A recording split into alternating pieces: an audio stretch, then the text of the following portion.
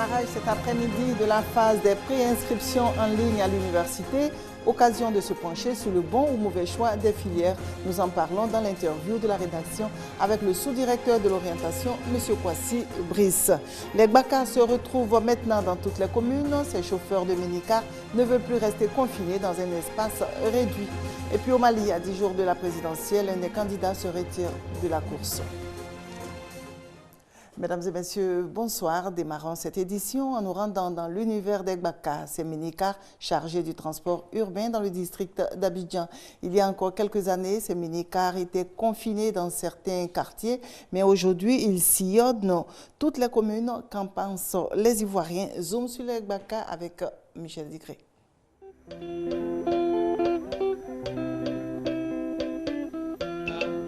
A jamais marché. Ah, bobo la guerre. Yo pour la bagarre. Le temps où les apprentis Gbaka fredonnaient ce refrain est bel et bien révolu. Aujourd'hui, ils poussent la chansonnette beaucoup plus loin, vers d'autres destinations.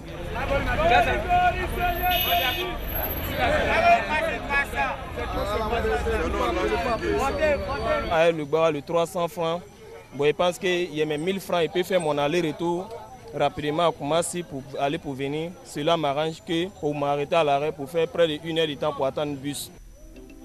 Au fil des années, les Gbaka ont pris des ailes, desservant toutes les communes de la cité abidjanaise, allant jusqu'à déambuler au plateau ou à Cocody, des citadelles qui paraissaient jusque-là imprenables. Cocody de Fouani, c'est pas possible ça. En son temps, Cocody vraiment c'est une résidence.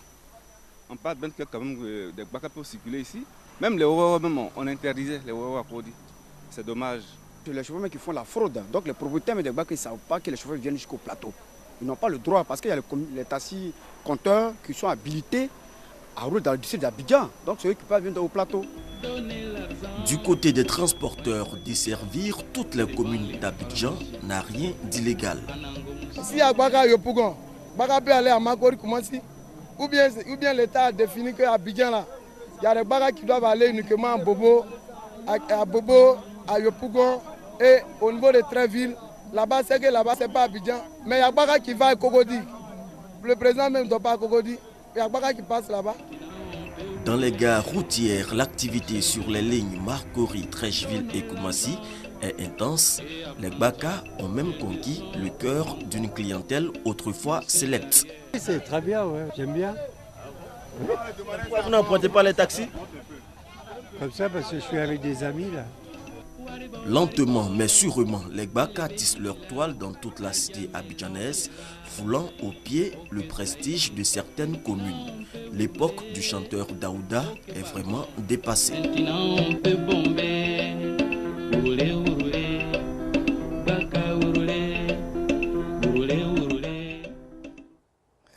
Gbaka rouler dans toutes les communes, on pourrait dire.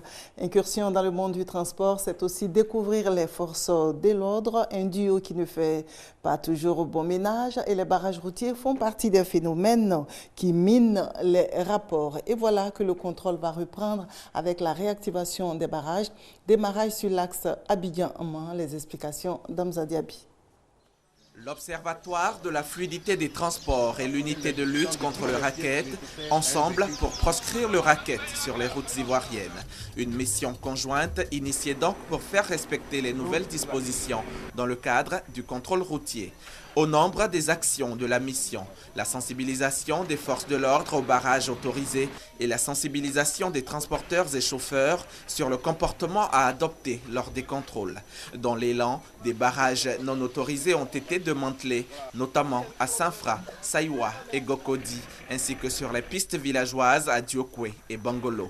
Au terme de la mission, qui a duré une semaine, des motifs de satisfaction pour l'OFT et l'ULCR, l'adhésion des autorités locales à faire respecter les consignes et celle des acteurs du transport à la lutte contre le racket et les tracasseries routières. La mission fait suite à différents rapports de l'International Rescue Committee et Human Rights Watch qui font état de tracasseries et rackets systématiques auxquelles s'adonneraient les forces de l'ordre à l'ouest de la Côte d'Ivoire.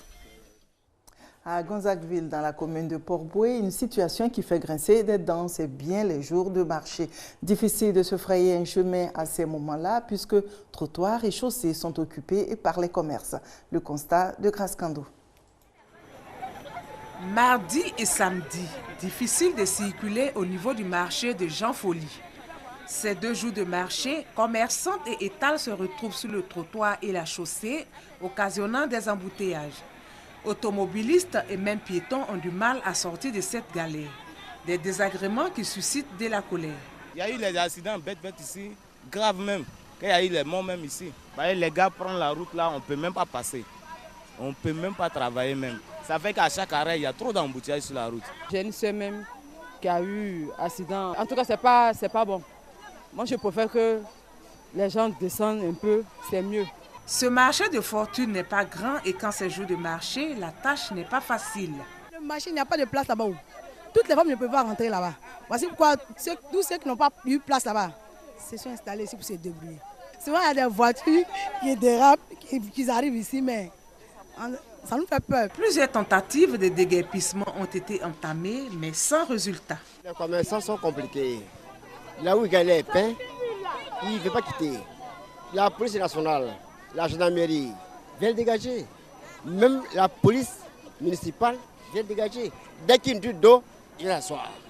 Mardi et samedi, le marché de Jean Folly grouille de monde. Des moments de vaches grasses pour les commerçants. Une situation qui rend difficile le déguerpissement. Et en attendant de les déloger, le marché Jean Folly, réputé pour les prix abordables de ses denrées, continue de recevoir de nombreux ménages friands de bons prix. Une partie du centre hospitalier universitaire Yopougon est fermée pour des travaux de réhabilitation, alors délocalisation à Yopougon-Atié où le centre de santé est aussi démuni. Le programme présidentiel d'urgence porte assistance à l'hôpital, remise de matériel d'une valeur de plus de 35 millions de francs CFA. Les explications de Thomas Guessombi. Aujourd'hui,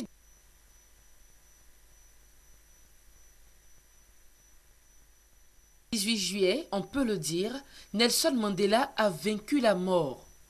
Il célèbre ce jour sa 95e année. Un anniversaire qui coïncide avec la journée qui lui est dédiée.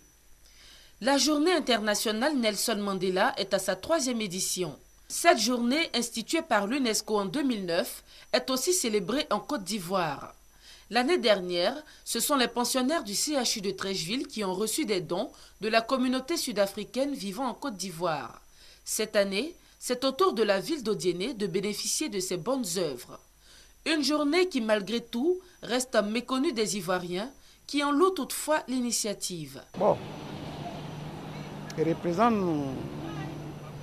apparemment le monde entier, quelqu'un bien quoi. Je suis dans les journaux et puis j'écoute et puis je lis. Il mérite plus que ça, hein. De toute façon qu'il a lutté pour l'Afrique du Sud. Ce 18 juillet, tout le monde est appelé à consacrer 67 minutes de son temps à une bonne action en l'honneur de Madiba. Le chiffre 67 représente les 67 années que le président Nelson Mandela a passé à défendre les droits de l'homme et l'humanité. Des abris, l'accès à l'alphabétisation et la sécurité alimentaire pour les plus démunis. 3 thèmes autour desquels gravitent les activités de la 3e journée Nelson Mandela en Côte d'Ivoire. Vous avez compris, il s'agissait de l'anniversaire de Nelson Mandela qui fête aujourd'hui ses 95 ans, mais c'est à l'hôpital. Un anniversaire sous de bons auspices puisque son état de santé s'améliore. Et cette année, l'hommage international est plein de sens car avec ses 6 semaines de maladie, beaucoup pensaient que Madiba ne serait plus là pour l'occasion. Mais il résiste et les peuples sont invités à lui ressembler en consacrant 67 minutes aujourd'hui à la collectivité. On revient sur le centre hospitalier universitaire qui a vu une partie de son centre être fermée pour des travaux de réhabilitation. Alors, délocalisation à Yopougon-Atié où le centre est démuni. Le programme présidentiel d'urgence porte assistance à l'hôpital, remise de matériel. Les détails avec Thomas Guissobi. Du matériel pour renforcer les capacités opérationnelles de l'hôpital général de Yopougon-Atié. Composé d'armoires split, de groupes électrogènes de 150 kVA, d'automates de biochimie, etc. Ce lot d'équipements est le fruit de la conjugaison des efforts, programme présidentiel d'urgence PPU, ministère de la Santé et de la lutte contre le sida. En les remettant à la direction du centre, le docteur Kone Mamadou, directeur de cabinet adjoint du ministère de la Santé, a exprimé toute la gratitude du département auquel il appartient à l'endroit de la coordination du PPU, avant d'exhorter le personnel soignant à prendre soin de l'existant, tout comme de ses moyens additionnels. L'équipement des hôpitaux, comme celui de Yopougon-Atié, va se poursuivre, a-t-il ajouté, pour désengorger les CHU. Dans la dynamique, c'est avec empressement et assurance que Yaoli Sokona, directrice de l'hôpital, invite toutes les femmes enceintes à venir accoucher désormais à Yopougon-Atié. Le ministère de la Santé et de la lutte contre le sida se donne jusqu'en 2014 pour équiper entièrement cet hôpital pour un montant d'1 milliard de francs CFA. Au Mali, la date du 28 juillet 2013 maintenue pour le top départ de la présidentielle. Le président Alassane Ouattara appelle d'ailleurs au respect de cette date. Il ne reste donc plus que 10 jours et voilà qu'un des 28 candidats se retire de la course. Thierry Dramé ne croit pas en une élection régulière. C'est un coup de théâtre à 10 jours de la présidentielle malienne. Thierry Dramé, l'une des têtes d'affiche du scrutin, se retire de la course. Il dénonce de graves dysfonctionnements dans l'organisation de l'élection à Kidal. Vouloir maintenir l'élection au 28 juillet, c'est priver les populations maliennes de Kidal de leur droit constitutionnel de participer au choix du premier magistrat du pays. Les conditions de tenue de ce scrutin à Kidal sont loin d'être réunies. Kidal, fief des rebelles Touaregs, où l'armée malienne a fait son retour il y a quelques jours. Un retour à la normale, mais en apparence seulement, selon Thierry Dramé. L'ex-candidat artisan des accords de paix entre Bamako et les rebelles pointe du doigt des listes électorales incomplètes et des cartes d'électeurs qui tardent à arriver. Dans sa ligne de mire, les autorités maliennes et Laurent Fabius, le chef de la diplomatie française, accusé d'avoir imposé à Bamako la date du 28 juillet. Certains de nos amis français vont trop loin, tout simplement. J'ai constaté que M. Fabius est devenu le directeur national des élections au Mali et que je m'inquiétais pour le poste de général Chaka Sangaré. Je dis ça. Une polémique qui n'entrave pas la poursuite de la campagne électorale jusqu'à Kidal. Image symbolique, la rencontre entre des leaders touaregs de la ville et Ibrahim Boubacar Keïta, grand favori du scrutin. C'est le premier candidat à se rendre sur place. Scrutin présidentiel au Mali, rendez-vous donc le 28 juillet. Si dans les pays européens, l'homosexualité semble bien se porter, ce n'est pas encore le cas dans de nombreux pays africains. Au Cameroun, un journaliste défenseur des droits des homosexuels en a fait les frais. Il a été retrouvé mort à son domicile. C'est une famille figée dans la douleur d'un crime atroce. Eric Lembembe était un activiste homosexuel bien connu au Cameroun. Il a été torturé puis assassiné. Son corps a été découvert chez lui dans ce quartier populaire de Yaoundé par des amis qui s'inquiétaient de son silence. On a trouvé le cou était cassé, la jambe cassée, brûlée, donc il a été repassé. Les mains, la face, partout le sexe. Il a été retrouvé nu. Eric Lembembe a-t-il payé son engagement?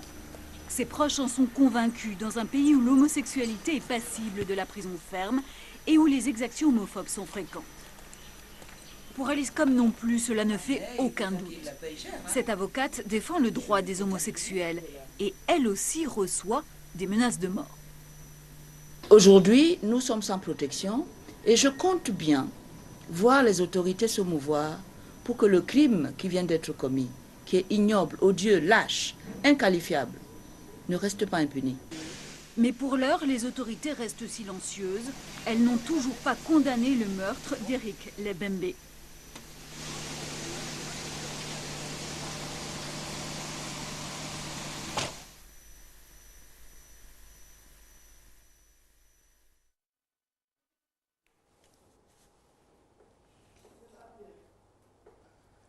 Tous les ans, les bacheliers se retrouvent sans savoir quelle direction donner à leurs études.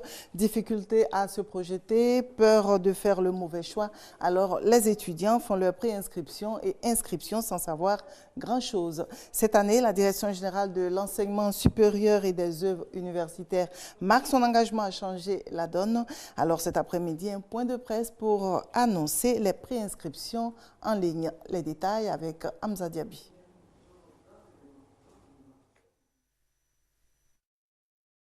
À la préinscription, je me suis effectivement inscrit en chimie, biologie, géologie et j'ai été orienté là-bas.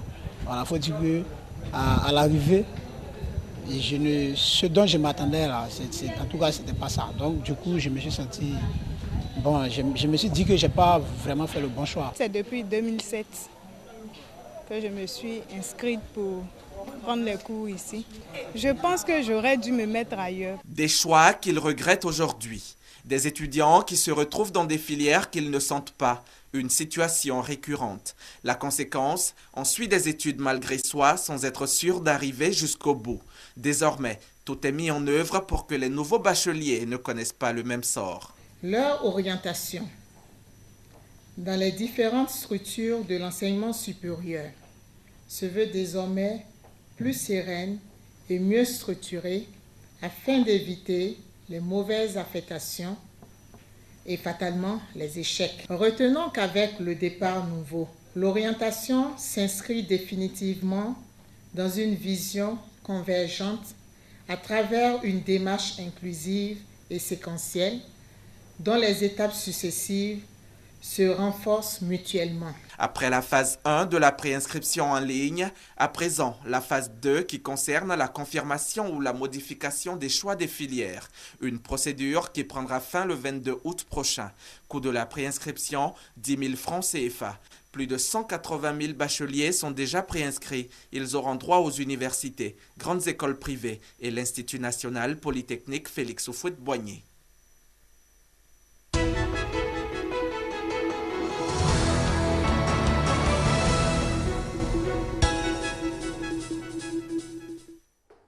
Dans l'interview de la rédaction de ce soir, nous recevons Dr Kwasi Ibris. Il est sous-directeur de l'orientation à la direction des examens et concours, appelé DOREX. Bonsoir, docteur. Bonsoir, madame.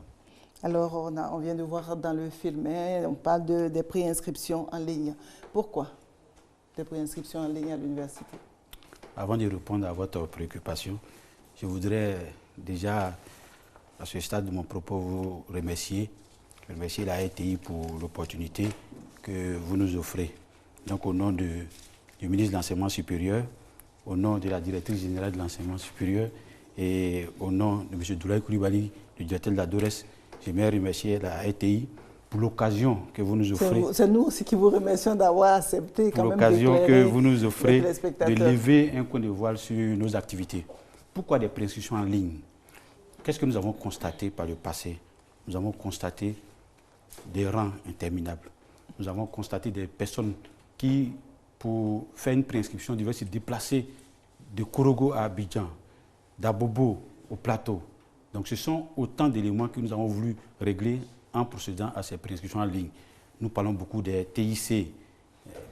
Nous sommes Il faut se mettre dans la au danse. Niveau de l'enseignement supérieur bien placé pour vraiment faire marcher ces TIC-là. Donc, nous sommes un champ d'expérimentation véritablement pour les nouvelles technologies, l'information et de la communication. Et depuis l'année dernière, on peut dire que ça se passe bien? Ça se passe très bien depuis l'année dernière. Donc après... toutes ces opérations sont organisées entièrement en ligne. Donc après les préinscriptions, on imagine qu'on suit aussi les inscriptions. C'est pour quand et puis comment est-ce que ça se déroule? Ou bien c'est la même phase? Les préinscriptions ont lieu du mercredi 17 juillet au jeudi 22 août 2013.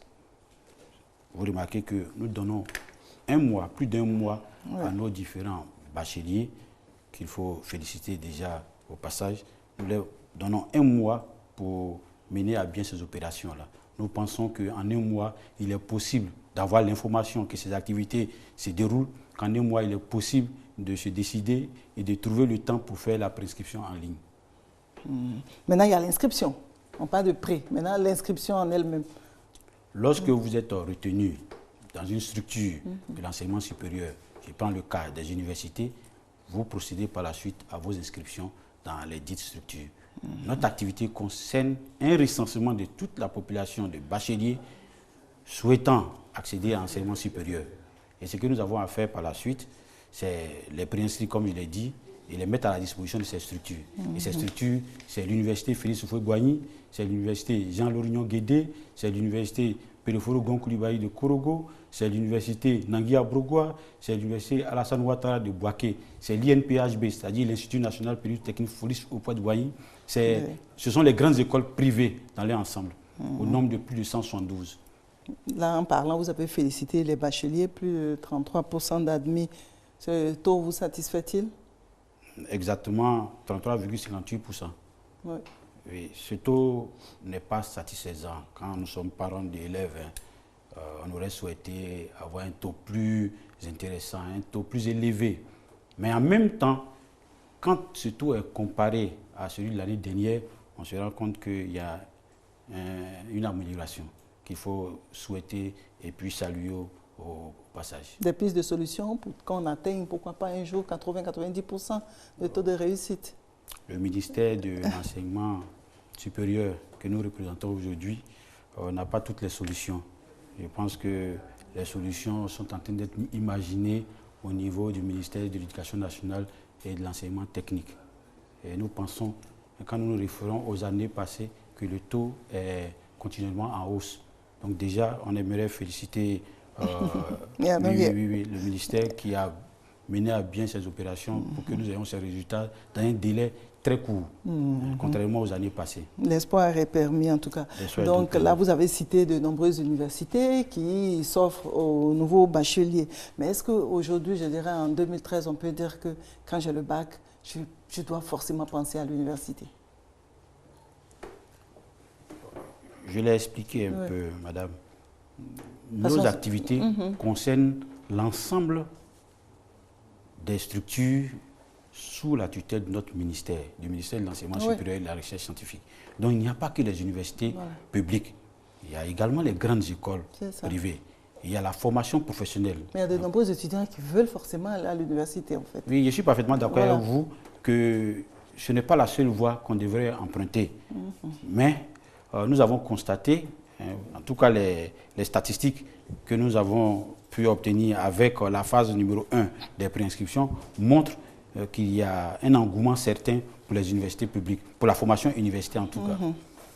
Mais je suis parfaitement d'accord avec vous qu'on devrait penser à une formation professionnelle en même temps qu'on pense à la formation universitaire. Ce que nous avons à faire, nous, au niveau de la direction de l'orientation et des examens, c'est de mettre à la disposition des candidats au bac, de mettre à la disposition des bacheliers le maximum d'informations pour leur permettre de faire le choix des formations. Quelles sont ces informations? Là, on a entendu tout à l'heure la directive générale dire que, bon, cette année, parce que les mauvaises orientations conduisent à l'échec. Donc, bon, la direction va tout mettre en œuvre pour que les étudiants soient vraiment bien orientés. Quels sont les moyens que vous mettez en œuvre pour que vraiment les étudiants comprennent où ils doivent, quelle filière emprunter? Votre question est très bonne et très belle parce qu'elle nous donne l'occasion de revenir un temps soit peu sur toutes les activités que nous menons en amont avant de faire les préinscriptions véritablement en aval. Déjà, pendant l'année scolaire, nous nous rendons dans toutes les structures de l'éducation nationale, l'enseignement technique, la formation professionnelle, pour rencontrer les spécialistes d'orientation, pour leur donner des informations concernant tout ce que nous avons comme offre de formation au niveau de l'enseignement supérieur. Ce travail a été fait au mois de janvier et de février. J'aimerais au passage remercier les deux autres ministères en charge de l'éducation formation, à savoir le ministère de l'enseignement, de l'éducation nationale et le ministère en charge de la formation professionnelle. Donc nous avons travaillé avec les spécialistes de l'orientation de leur structure. Voilà comment nous avons pu donner le maximum d'informations concernant tout ce que nous avons comme offre de formation au niveau de l'enseignement supérieur. Quand nous avons fini cela, il y a un guide qui a été élaboré. Ce guide reprend également toutes les filières de formation disponibles au niveau de l'enseignement supérieur. Il y a le site de Et la ce DORES. guide est remis à qui? Il est remis aux spécialistes qui doivent répercuter les formations auprès des élèves. Il y a ce guide que nous distribuons gratuitement qui permet à tous ces élèves en classe de terminale de savoir ce que nous avons comme offre de formation. Et ce guide est structuré de la manière suivante. Vous avez le profil de formation que nous recherchons à travers toutes les filières que nous leur proposons. Vous avez le contenu de la formation, les filières, les matières que vous avez à l'intérieur de cette formation et puis, in fine, les débouchés. Ça leur permet de savoir ce qu'on attend d'eux, les spécificités de ces filières et puis, in fine, les débouchés de ces filières. Voilà comment nous avons pu travailler pour leur donner le maximum d'informations concernant ces filières-là. Et quand nous avons fini ce deuxième travail, vous avez remarqué qu'il y a eu la phase numéro 1 des préinscriptions en ligne. C'était au mois de mai. Au mois de mai. Ça a permis à ces élèves, ces candidats au baccalauréat, de se familiariser déjà avec les filières de formation que nous leur offrions. Et nous revenons cette fois-ci avec la phase numéro 2 qui leur permet désormais de confirmer ou de modifier les choix qu'ils avaient eux-mêmes émis dès le départ. Mais je suis d'accord avec vous, qu'il y a beaucoup de contingences qui interviennent. Les parents, souvent, qui souhaiteraient que leurs enfants se retrouvent uniquement dans certaines filières. Nous essayons, avec les spécialistes de l'orientation, déjà en classe de terminale, de leur faire comprendre qu'une formation, ce n'est pas seulement le vœu, ce n'est pas seulement l'amour qu'on a pour le métier, mais il y a également les qualités qu'il faut prendre en compte, ces valeurs intrinsèques qu'il faudrait prendre en compte avant d'embrasser une filière. Parce que derrière la filière, vous avez également toute une formation, vous avez un métier demain. Oui, mais les bacheliers, maintenant, ils sont de plus en plus jeunes, donc difficile un peu pour eux-mêmes de savoir ce qu'ils vont faire plus tard. Parce qu'on a des cas où l'étudiant, il va jusqu'à la licence et puis il se rend compte que vraiment, cette filière-là ne lui sied pas, il doit changer de filière. Tout ça aussi ne favorise pas la réussite. Oui, c'est possible, madame, mais il faut apprendre à mettre nos enfants devant leurs responsabilités. Ils sont jeunes, certes, mais avec beaucoup de méthodologie, avec beaucoup d'informations, avec beaucoup de communication, il est possible de leur faire comprendre véritablement ce que leur réservent les études. Si vous avez remarqué, après la classe de 3e, ils choisissent eux-mêmes, ils sont orientés en seconde A ou en seconde C. Ils sont orientés au niveau de la formation professionnelle, au niveau de l'enseignement technique. Vous remarquez vous-même qu'il y a un travail foncier qui est fait déjà en amont. Non, mais même là aussi, souvent, il y a des élèves qui sont mal orientés. Oui, c'est possible. C'est possible. Non, c'est pas possible même, c'est vrai. Oui, c'est vrai. C'est possible, c'est vrai. Vous êtes d'accord avec moi que vos enfants, vos petits frères, ceux que vous connaissez déjà, même à 14 ans, quand vous leur demandez « tu aimerais faire quoi demain ?» ils sont toujours à même de vous dire « j'aimerais être médecin, j'aimerais être ceci, j'aimerais être cela ». Donc il y a déjà des vocations qui existent. Ce que nous devons faire, nous, au niveau de la direction de l'orientation et des examens, c'est faire en sorte que les informations qu'il faut donner à ces enfants leur parviennent. Déjà à ce niveau, je pense qu'on aura fini une bonne partie de notre travail. Déjà, l'information, la communication pour leur permettre de savoir ce que nous avons comme offre de formation et puis savoir les difficultés qu'ils vont rencontrer avec ces formations. Il va falloir aller un peu plus loin parce que c'est bien, hein, tous ces conseils que vous donnez aux étudiants et tout. Maintenant, après avoir emprunté cette filière, on a fini peut-être après 3 ou 4 ans de formation et maintenant le marché du travail, les portes sont fermées. Je suis particulièrement heureux quand vous posez cette question parce que je sais qu'au niveau de l'enseignement supérieur et la recherche scientifique, un travail très important a été abattu par notre ministre déjà en 2008. Quand il est arrivé, il s'est rendu compte que nos filières ne répondaient pas toujours. Parce que quand vous êtes en Côte d'Ivoire, vous savez qu'il y a des critiques qui sont formulées par le monde du travail, par les entreprises. Donc, ayant compris cela, un partenariat a été noué avec le secteur privé pour identifier les bassins d'emploi, pour identifier les difficultés d'insertion de nos diplômés. Et il y a une réforme du BTS qui a été initiée, ainsi sous la férule de la DESPRIV, qui est la direction de l'enseignement supérieur privé. Donc, de 53 filières que nous avions au BTS, nous sommes retrouvés avec 27 filières de formation, 27 filières d'affectation. Et ces filières sont toutes porteuses. Mais je suis d'accord avec vous que la formation ne résout pas totalement le problème du chômage que nous avons en Côte d'Ivoire. Mais il y a aussi d'autres contingences qu'il faut mettre dans la balance pour comprendre pourquoi les jeunes sont au chômage, les jeunes diplômés. Parce que vous savez que depuis 2000, notre pays a connu ce que vous savez. Donc il y a ces facteurs qui viennent également rendre le tableau. Docteur, ça sera un autre débat. En tout cas, merci d'être venu nous éclairer. On espère que les étudiants et même les parents sont nombreux à nous suivre actuellement et que bon, chacun saura faire le bon choix pour son enfant. Et sur ce, chers téléspectateurs, nous vous souhaitons une bonne suite de programme sur RTI2. Au revoir et à bientôt.